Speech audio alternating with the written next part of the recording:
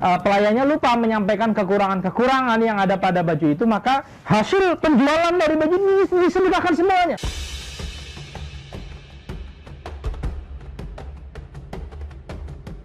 Support kita agar channel kita lebih berkembang dengan cara mengklik like, subscribe, dan share agar kita bisa berbagi dengan teman kita yang lain.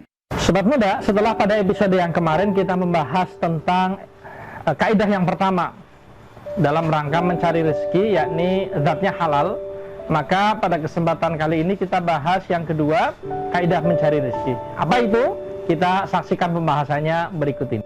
Kaidah yang kedua yang harus kita pahami ketika kita mencari rezeki adalah mencarinya sesuai dengan syariat.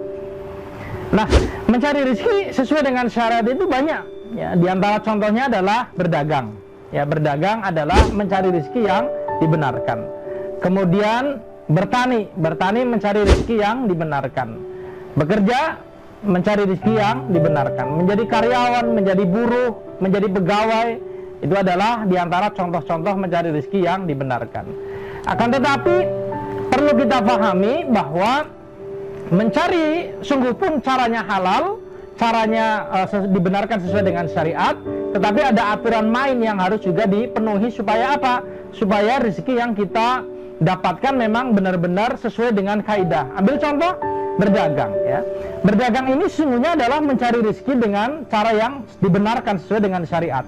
Tetapi kita juga tahu bahwa ada penyakit-penyakit, ada masalah-masalah tertentu yang kadang-kadang mengiringi dalam urusan perdagangan. Ya, misalnya adalah masalah takaran dalam timbangan, ya. Berdagang sungguh pun mencari rezeki yang dibenarkan dan halal, tetapi kalau kemudian ada proses kecurangan di dalamnya dalam urusan timbang menimbang misalnya, maka tentu saja akan mengurangi keberkahan dan boleh jadi malah akan membuat harta yang kita dapatkan jadi haram. Kemudian yang lain adalah masalah komoditi, ya, masalah keterangan atas komoditi. Kita ketika berdagang harus dijelaskan apakah satu komoditi ini punya kelebihan atau punya kekurangan, harus dijelaskan dengan sepenuhnya.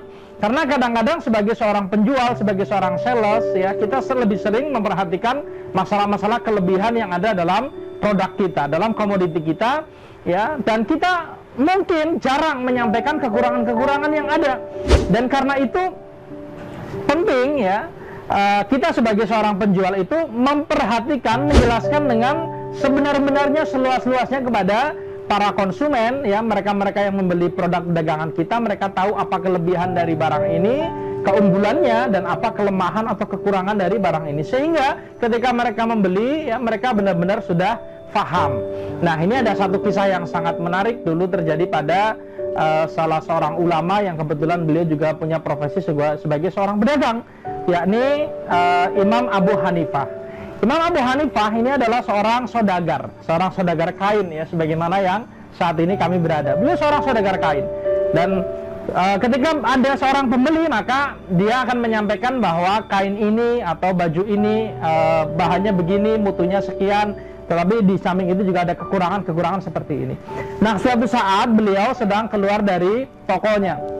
Kemudian ada seorang pembeli dan dilayani oleh pelayan yang ada di toko. Kebetulan saat itu pelayannya lupa menyampaikan tentang kekurangan-kekurangan yang ada pada kain itu, pada bahan baju itu. Ketika pulang, kemudian Imam Abu Hanifah ini bertanya tentang apa yang terjadi pada bajunya. Dijelaskan tentang tadi laku ini, dan ditanyakan pula tentang bagaimana dia cara menjual kepada pelayannya. Dan ketika tahu bahwa ternyata ada baju yang dijual kepada seorang pembeli, dan kemudian ternyata pelayannya lupa menyampaikan kekurangan-kekurangan yang ada pada baju itu, maka hasil penjualan dari baju ini disedekahkan semuanya. Nah, ini contoh bagian dari kehati-hatian seorang Imam Abu Hanifah dalam menjalankan profesinya sebagai pedagang. Jadi Imam Abu Hanifah ini beliau seorang ulama, seorang ahli fikih, sekaligus beliau juga adalah seorang saudagar, seorang pedagang. Lengkap, ya, kebaikan-kebaikan dalam urusan agama, kebaikan dalam urusan dunia dikumpulkan jadi satu oleh Imam Abu Hanifah. Nah, kembali ke persoalan, ya, bahwa cara mencarinya itu harus sesuai dengan syariat. Nah, termasuk juga misalnya tadi berdagang, yang kedua misalnya bekerja. Bekerja itu sebenarnya cara mencari rezeki yang halal yang sesuai dengan syariat. Tetapi tinggal kita perhatikan di mana kita bekerja. Kalau kemudian kita bekerjanya umpamanya ya di lembaga-lembaga yang di situ menerapkan sistem riba, maka mungkin lebih baik kita hindari. Atau misalnya kalau kita bekerja di satu tempat yang di situ banyak kemaksiatan, ya ada diskotik misalnya, maka tentu saja ini jadi catatan besar. Bekerjanya sudah benar, tapi tempat bekerjanya ternyata seperti itu, maka menjadi haram untuk kita konsumsi. Ya, pada episode yang terdahulu kita telah membahas bahwa yang pertama zatnya halal, kemudian sekarang cara mencarinya sesuai syariat. Kita perlu perhatikan namanya rezeki yang halal itu adalah ketika zatnya halal, kemudian cara mencarinya benar. Ya, cara mencarinya itu benar, itu baru kemudian menjadi halal. Ambil contoh telur. Telur itu zatnya halal, ya. Jadi zatnya itu halal. Tapi kemudian kalau didapatkan dengan cara mencuri maka jadi haram. Ini contoh. Atau sebaliknya berdagang. Berdagang itu sebenarnya adalah cara mencari rezeki yang sesuai dengan syariat, ya. Tetapi kalau kemudian yang diperdagangkan komoditinya adalah barang-barang terlarang, khamar, ya, terus kemudian heroin, ya, sabu dan lain-lain, maka tentu saja meskipun cara mencarinya benar, tetapi karena komoditinya adalah barang haram, maka menjadi haram. Jadi halal itu adalah ketika barangnya zatnya halal, cara mencarinya benar, ya.